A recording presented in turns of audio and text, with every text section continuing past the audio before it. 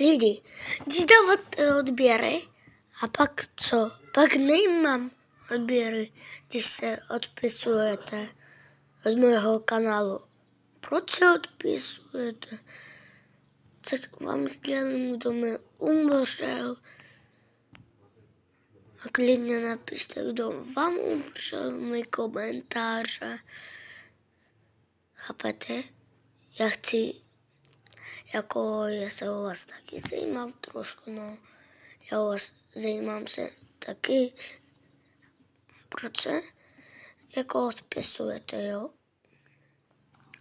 Já vás mám rád, ale co tak děláte, tak to není vůbec to.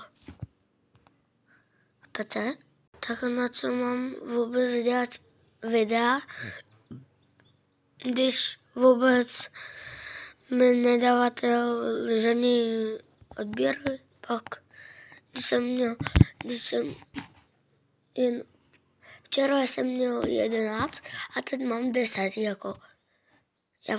Já vám včera udělal jako video, nebo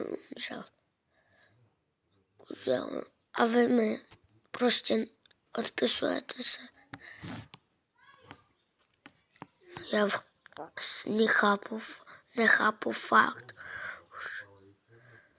Možná už nebudu dělat vůbec kanál, když se odpisujete. Tak čau, pa.